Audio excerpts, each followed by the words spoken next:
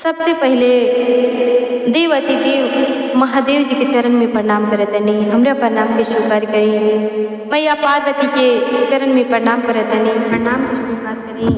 गौरी पुत्र गणेश जी के चरण में प्रणाम करतनी, हमरा प्रणाम के स्वीकार करी।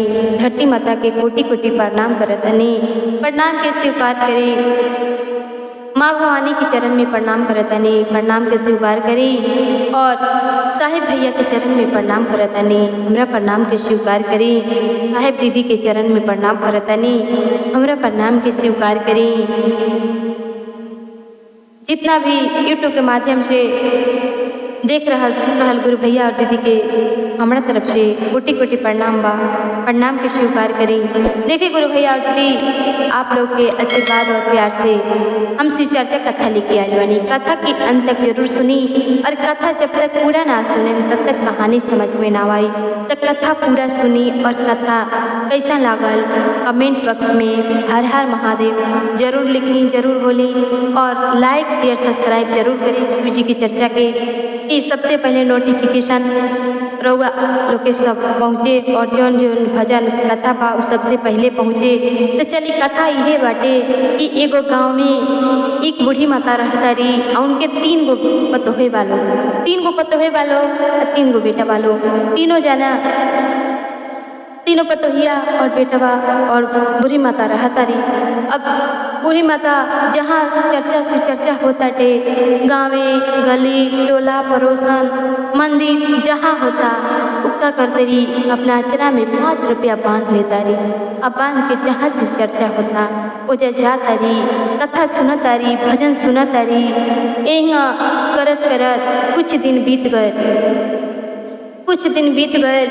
कहीं जास, कहीं टोला पड़ोसन चर्चा होके, कहीं ना छोड़स, केहू नाहियो बोलावे तो बेचारी जौन माता जी रहली चल जातली। काहे से कि महादेव जी के बहुत प्रिय भक्त रहली, महादेव जी के बहुत चर्चा करत रहली। जहाँ चर्चा सुनस वहाँ जरूर चल जास। ऐसे करत करत कुछ दिन बीतल। पतोहिया लोग के अच्छा ना लागत रहे, काहे मम्मी का करता रही 5 रुपया मान लेता रही। हमार पति वालो तो कितना मेहनत से पैसा कमाता रहो। देखी एगो माई बाड़ी 3 गो बेटा के पोस देली, पाल देली, लेकिन आज तक ले माँ बाप कभी हिसाब ना लेवेला बेटा बेटी से। लेकिन जब पतो आ जाला लो तो अब बेटा ऐसा ही कहत रहे लो कि देखी रउर माई चर्चा में चल जाली, पैसा लेके चल जाली, 5 रुपया रोज बांध लेवेली, कटोरी कर लेवेली, अचरा में बांध के चर्चा में चल जाली, ई गाँव गाँव चल जाली। हमने के अच्छा नहीं खे लागत, अच्छा नहीं खे लागत। अपना पति से कह ले लो, तो पति से कह के अपना सासू माँ के मने करवा दे कि तहरा माँ कहीं के घरे नहीं के जाए के चर्चा में। अगर जात बारू तो खाली मंदिर में जइहा, और केहू के घरे मत जइहा, केहू के अंगना घरे ना जइहा। तब माँ कहल जी ठीक बा, हम बेटा ना जाए, कहीं ना जाए, कहीं ना जाए, अपना खाली महादेव जी के मंदिर में हम जाए। माँ मान गईली। बेटा पतोह जैसे कहलक लो वैसे, जैसे कहलक लो वैसे करे लगली। माँ के मन में तो मतलब ममता के भाव होला। माँ जैसे बेटा बेटी खुश रहे वैसा ही चाहेली कि हम रही, और वैसा ही हमार बेटा पतोह रहे, कोनो दिक्कत ना होके। माँ तो ममता के सब समझेली, लेकिन ये लोग पतोहिया लोग ना कुछ समझे, ना गदाने, ना कुछ करे अपना सास के। तो सास कहली ठीक बा, ना सोच के तू लो हमरा बेटा से हमरा के मने करा दे लो, कहीं चर्चा में नहीं कुलो जाए दे, कहीं केहू के अंगना घरता नहीं की जात। अब एगो महादेव जी के मंदिर में जास, रोज पूजा पाठ करस, अपन लोटा भर जल लेके जास, फूलपत्ती ले जास थाली में, और शंकर भगवान से जाके पूजा पाठ करस। वही जा शंकर भगवान से जो भी उनका कष्ट रहे तो भगवान भोलेनाथ से कहस। एक दिन का भैर कहली सासू माँ कि बरको सुना तारू, हमरा हलवा खाए के मन करत बाटे, हमके हलवा तनी बना के खिया देते तो बड़ा अच्छा रहला। तो बड़की पतोहिया कहत दिया कि हमरा पास टाइम नहीं के, हमरा लड़का के छोड़े जाए के बा स्कूले। जा मझिलो से कहिया उहे बना के दे दिहन। मझिलो लगे गईली बेचारी सासू माँ, मझिलो के लगे गईली, उहो कहतरी हमरा पास टाइम नहीं के, हमरा बहुत सारा काम बाटे, हमरा लगे टाइम नहीं के ताकि हलवा बना के खियाई। अब बेचारी उहो कह देली कि जा छोटको के लगे। अब सासू माँ छोटको के लगे गईली तो उनको से कहली कि तनी बहू हलवा बना दा, तो तनी हमरा खाए के मन करत हटे, लेकिन उहो ना बना के दिहली। कहतरी हमरा पास कुछ नहीं के जे हम तहरा के हलवा और सूजी और चीनी किन के लिए, हमरा लगे तब पैसे नहीं के जे हम कुछ लिया के तह के बना के दी। उहो जवाब दे देली, तीनों पतोहिया जवाब दे दे लगलो। अब माता जी के बड़ा दुख लागल, बड़ा दुख लागल। कहली कि तीनों पतोह से तो कहनी, लेकिन केहू नहीं के हमार बात मानत। तो देखी भजन के माध्यम से सुनी गुरु भैया और दीदी कैसे कहतारी माता जी। अरे कौन न सुखवा मिले बेटावा पतोहिया हो रहलाई। अरे कौन न सुखवा मिले बेटावा पतोहिया हो रहला के। अरे पेटावे पहाड़ बोल, अरे पेटावे पहाड़ बोल, आ जाए घुमाई के। पेटावे पहाड़ बोल, आ जाए घुमाई के। अरे कौन ना सुख मिल बेटावा पतोहिया हो रहलो के। अरे गो बेटावा पहाड़ बैल, एगो माई के। पोसी बाड़ा कैनी घाटे, उहे ने की हमरा मिलताटे। डाटी ले पतोहिया हमरा बाबू के, डांटे ले पतोहिया हमरा बाबू के। चुपे मारे देखी देखी गुरुजी चुपे मारे आज। अरे कौन न सुखवा मिले बेटा पतोहिया से। माई रोज सुता तारिया दे पेट खाई के। माई रोज सुता तारिया दे पेट खाई के। पेटावे पहाड़ भइल, आज गो माई के। पेटावे पहाड़ भइल, आज गो माई के। हलुआ बिना चचाने बुढ़िया माई के मनवा। हलुआ बिना चचाने आज बुढ़िया माई मनवा के। हूँ ना हो पूछ तारी हमार दुखवला चढ़वा। बारा दुख देला हो महादेव ई समय महादेव। बारा दुखवा दिहलाए महादेव यही रे समैया। कैसे देखी गवतरी आ कहतरी महादेव जी से कि 3 गो तो बेटा देहला हे महादेव और 3 गो पतोह दिहला, लेकिन कोनो सुख नहीं के, कोनो सुख हमरा नहीं के।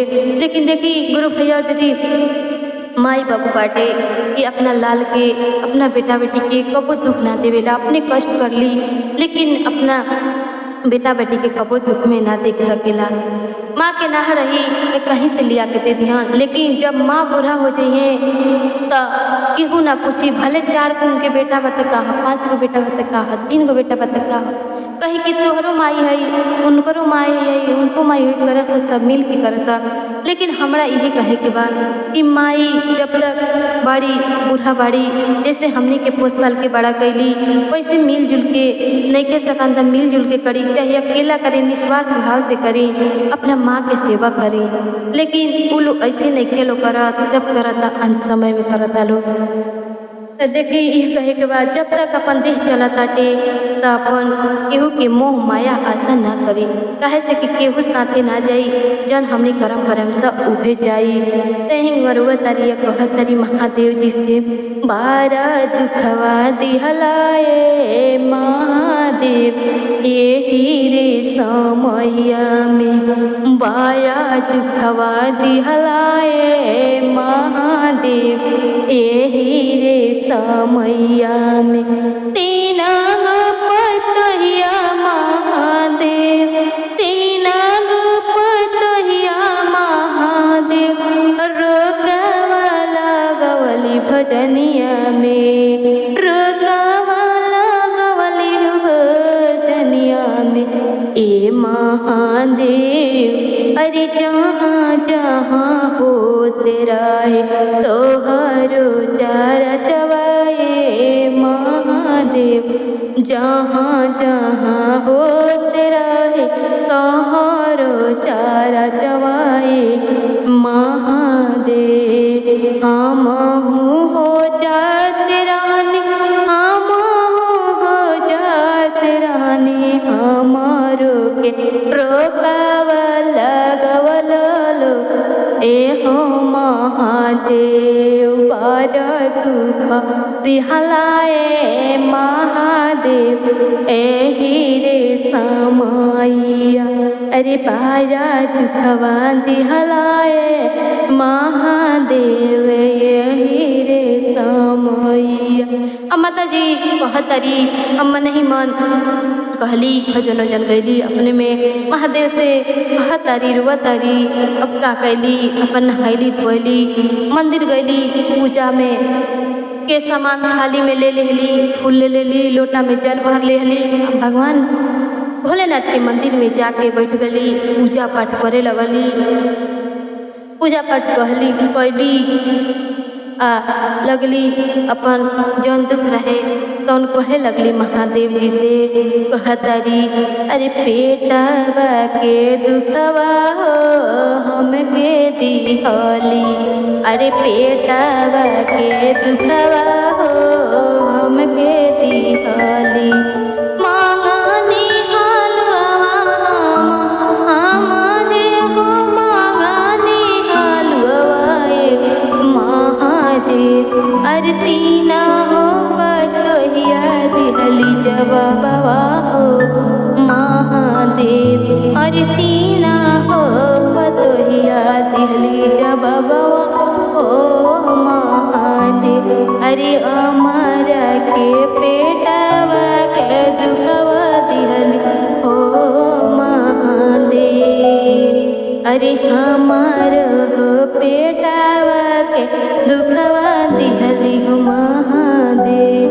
हम मुझे मंगनी हलवा खाए के महादेव, अरे तीना हो पतोहिया दिहली हम के जबवाए महादेव, अरे हम के जबवा दिहली तीना हो पतोहिया महादेव। नाही मिले कहूँ महादेव रौड़ी मन, अरे रौरे मंदिरवा ना चोरवा हो महादेव, अरे रौरो मंदिरवा ना छोरवाए महादेव। देखिए गुरु भैया जब तीनों का पतो हलवा ना दिला लोग खाए के कदी महादेव जी के मंदिर में रोवे लगली। अब कहे लगली महादेव जी से कहे लगली कि अब हम रौड़ चरण ना छोड़े और रौआ मंदिर में से हम ना जाए अपना घरे, अब रौड़े शरण में रौड़े चरण में रौवे मंदिर में अपन प्राण त्याग दें, लेकिन हम अपना घरे ना जाए। अब भगवान भोलेनाथ वो तो शिव के शिष्या रही, बचपने से शिव गुरु के पूजा करत रही, तब भगवान भोलेनाथ काहे ना भक्त के सुनी, काहे ना वहाँ के बेरा पार लगाई। तो देखी गुरु बहना पढ़त रही, शिव गुरु के पूजा पाठ कैली और कहली कि हम राउर चरण ना छोड़े, हे महादेव अब हम अपना घरे ना जाए, तीनों बेटा पतो होके लगे ना जाए, हम यही जा रहे हैं। अब रउरे मंदिर में हम प्राण त्याग दे हैं बाकी हम ना जाए अपना घरे। अब पूजा वूजा कैली, मन ना मानेला कि हूँ बेटा पतो खाती कतनो कुछ कर ली, लेकिन जैसे चले के सोचली कि अब हम पूजा पाठ कर लेनी, जैसे जाई अपने घरे तले उनके जैसे मंदिर में से निकला तारी गेट पर से तले मंदिर में गिर गईली, वही जा मतलब बेहोश हो गईली। अब महादेव जी के तलीला रहे, बेहोश हो गईली। आवास पड़ोस के जो पूजा पढ़े आए रहे उनका गाँव में कैलस लोग पतोहिया से कहता लो देखो ना तहार सास करली है पूजा करे मंदिर में गिर गल बाड़ी, वही में मर गल बाड़ी। अब दौड़ल तीनों पतोहिया गए लो और रोए लागल लो, कहता लो नाही हम दिहनी हालुआए आम, हमारा से मंगालू हालुआए आम। अब कह के लागल रोए। अब टोला पड़ोसन के दीदी भैया लोग कहे लगल ई बतावा लो तू लोग रोआ तारू लो कि गाना गावा तारू लो, तो कहता लो कि हमने रोआ तानी सा काहे रोआ तानी कि हमार सास नु हलुआ खाए के मंगली तो हमनी के हलुआ बना के ना दिहनी सा, हलुआ बना के ना दिहनी सा। अब उहे कह के लगली सा रोए तीनों पतैया। तो कहले लोग कि एगो काम करो जे मन करेला खाए के, अब जो खाए के उनका इच्छा रहा अब तू लोग हलुआ बना के लिए उनकर जब आरती निकली तो वहीं पर सजा के जाई। अब भगवान भोलेनाथ के महिमा, अब जैसे उनकर बेटा परदेश रहे लो आए लो तब पूछे लगल कि माँ के का भैला। अब झूठ बोल लो माँ मंदिर गए रही है, अब पूजा करे वहीं में गिर कि हलुआ मंगले रही, हमने हलुआ बना के ना दिहनी सब, हलुआ ना बना के दिहन सब झूठ बोले लगल लो कि हमने हलुआ बना के ना दिहनी सब। तब बना के लिए लो हलुआ। अब उनका अर्थी सजाए लगल, अर्थी सजा के लेके जाए लगल लो तो वही में लोग कहे लगल कि राम राम सत्य है हलुआ बड़ी मस्त है। अब बूढ़ी माता जौन रही अब वही पर सुतले अर्थी पर भगवान जी के लीला रहे, महादेव जी के लीला रहे। तब कहता लो कि राम राम सत्य है हलुआ बड़ी मस्त है। अब बूढ़ी माता कहता री राम राम सत्य है हलुआ बड़ी मस्त है। ऐसे कहे लगली। अब जे कंधा ले रहे उ डर के उनके कंधा रख के लागल लो भागे कि भूत चुड़ैल कहाँ से आवे, ई कहाँ से आवाज आवता डे। अब उनको अर्थी रखे लगलो। अब बूढ़ी माता महादेव जी के कृपा से उठ के अपना घरे चलल आवतरी। अब घरे चलल आवतरी तो तीनों पतोहिया देख के कहतलो आई बा बूढ़ियो तो हमर मर गरली है, अब फिर कहाँ से चलल आवतरी। अब महादेव जी के कृपा से उ तो बेचारी ठीक हो गई और चलली अली। तो तीनों पतोहिया अपना सास के गोर पर गिर गलो कि माँ हमसे गलती हो गल, हमके माफ़ कर दही, हमसे गलती हो गल, अब से ऐसी गलती ना हुई। तब महादेव जी वो लोग के परीक्षा लेहनी। अब वो लोग के समझ में आ गए और जो शिव के शिष्या बहना रही वो भी अपना सास बेटा बेटी के साथ में रहे लगली। अब भगवान भोलेनाथ वो लोग के ज्ञान देनी, देर से देनी, दया करनी, तो वो लोग के ज्ञान भैल और अपना सास के चरण पकड़ ले रख लो। तो महादेव जी काहे ना खुश हुए, माता पिता के जब चरण पकड़ ले रख तो भगवान जरूर खुश हो जाए। कहे से कितनों पूजा पाठ कर ली और कतनों जल चढ़ा ली, हे दीदी हे गुरु भैया लोग वहीं मंदिर में जाके पूजा पाठ कर ली और कतनों जल चढ़ा ली भगवान के। माता पिता जब घर में पड़ल बा और कष्ट में बा तो कोनो लायक नहीं के, तो अपना सास के चरण पकड़ ली और गोर लगली। या महादेव जी देखनी, दया करनी, अब पूरा परिवार अच्छा से रहे लागल। तो ये कहे के बाटे कि हे भोलेनाथ जैसे वो सास बतो हो दया करनी, वैसे दुनिया संसार कितना गुरु भैया और दीदी छोटा बड़ा वालों सबके ज्ञान दी या सबकी दया करी, सबके बुद्धि दी, सबके कष्ट हरी। हे भोलेनाथ हम तो ये कहीं भगवान से भोलेनाथ से जे की रउआ सृष्टि बनौले वानी सबके अच्छा से रखी, सबके ज्ञान दी और दुख सुख बात से घबराए के नहीं के दिखी। दीदी और गुरु भैया अपन कर्म करे के बा, अपन कर्म अच्छा रही तो सब कुछ अच्छा बाटे। तो जब तक ये हाथ पैर बाटे तब तक अच्छा कर्म कर लिया और भगवान से नेह लगाइए, नेह लगाई कि भगवान भोलेनाथ दया करी। तो चली फिर मिलता नहीं दोस्त नेक्स्ट वीडियो में। तब तक के लिए एक बार प्रेम से बोली शंकर भगवान की जय, मैया पार्वती की जय, सच्चे दरबार